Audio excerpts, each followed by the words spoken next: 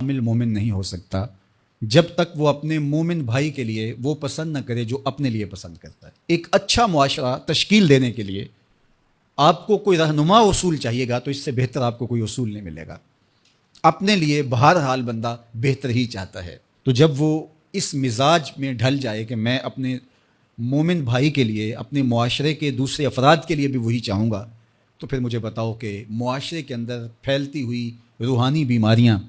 حسد، حقد، بغض، کینہ، نفرت، ایک دوسرے کو نیچا دکھانا، تکبر، رعونت، غرور، یہ ساری چیزیں یہ کہیں آپ کو نظر بھی نہیں آئیں۔ صرف اسی حدیث کو اپنا امام بنا لیا جائے اور اپنا منشور حیات مان لیا جائے۔ محمد بن حنفیہ رضی اللہ تعالیٰ عنہ حضرت علی المرتضیٰ رضی اللہ تعالیٰ عنہ کے فرزند ہیں، لیکن حضرت سیدہ فاطمہ الزہرا سلام اللہ علیہا سے نہیں ہیں، اور حضرت امام حسن رضی اللہ تعالیٰ عنہ حضور علیہ الصلوۃ والسلام کے نواسے، تو بھائی آپس میں،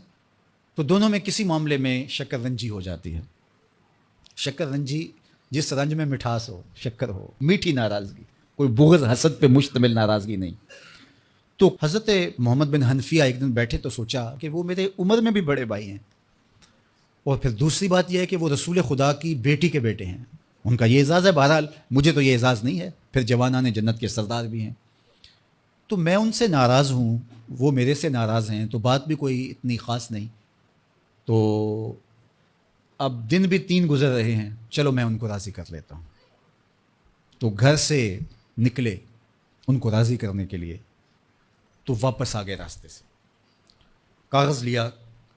اور اس کے اوپر اپنے بھائی کے نام مکتوب لکھا کہ میں آپ کو راضی کرنے کے لیے گھر سے نکلا تھا،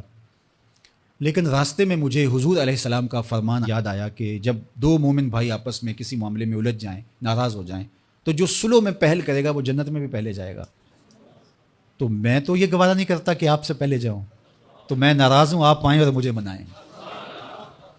تو حضرت امام حسن نے خط پڑھا اور مسکرانے لگے، اور آپ تیزی کے ساتھ تشریف لائے اور اپنے بھائی کو کہا اچھا مان جاؤ پھر،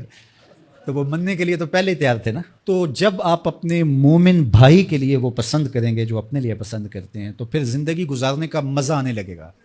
نفس روکتا ہے یہ چیز میرے پاس ہے اس کے پاس نہ ہو، یہ اعزاز میرے پاس ہے اس کے پاس نہ ہو، اور اس کی ایک اپنی لذت ہے اور وہ مادی لذت ہے، اور ایک ہے باطن کی روح کی لذت۔ تو روح کی لذت نفس کی لذت سے کہیں زیادہ اور کہیں دیر پا اور کہیں مختلف ہے۔ اس لیے جب آپ قربانی دیتے ہیں، ایثار کرتے ہیں یا کسی کو ترجیح دیتے ہیں، تو اس کی جو روحانی لذت ہے، آپ کو بھوک لگی ہوئی ہے تو آپ کو ایک روٹی مل گئی ہے، تو آپ کو ایک ایسا شخص نظر آیا جو آپ سے بھی زیادہ بھوکا ہے، اور آپ کسی نمائش کے لیے نہیں، محض اللہ کی رضا کے لیے اس کو روٹی دے کر کے دیکھیں اور خود بھوک کاٹ کے دیکھیں، وہ مرغن کھانوں میں سرور نہیں آئے گا جو اس بھوک میں لطف آپ کو آئے گا۔ تو حضور علیہ السلام کا یہ فرمان اپنے عمل کا حصہ بنا لیں، اور اپنے بھائیوں سے، جو خونی رشتے سے جڑے ہوئے بھائی ہیں، وہاں سے شروع ہو کر کے پورے معاشرے کے اندر اس کا عملی نفاذ کریں۔ آپ کو اتنا سرور آئے گا اور باطن میں اتنا نور آئے گا، اور اس قدر معاشرے میں خوبصورتی کی بنیاد پڑے گی۔ اور اگر ہم آج اس حدیث کو اپنے لیے خضر راہ بنا لیں تو یہ اس پہ عمل کرنا کوئی مشکل نہیں ہے۔ یہ آپ ابھی سے جب اٹھیں گے تو اپنے ساتھ والے کو ترجیح دے دیں گے کہ پہلے یہ گزر جائے، تو ابھی سے شروع ہو جائے گا یہ کام۔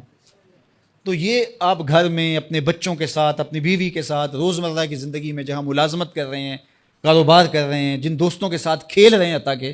تو یہ وہ چیز ہے کہ اس کا آغاز عمل سے پہلے سوچوں سے شروع ہو جاتا ہے، کہ آپ کسی کے لیے اچھا سوچنا شروع کرتے ہیں، جو اپنے لیے سوچتے ہیں وہ اپنے بھائی کے لیے بھی سوچیں۔ ہمارے بزرگ فرمایا کرتے تھے کہ کسی کے ساتھ دوستی کا ایک حق یہ بھی ہے کہ اس کی آخرت کے لیے سوچا جائے کہ یہ میرا دوست ہے تو دنیا میں میرے ساتھ ہے تو حشر میں بھی جنت میں میرے ساتھ ہو۔ تو اس کی ہدایت کے لیے اگر نماز نہیں پڑھتا تو اس کو نماز کی طرف لے کر آئیں،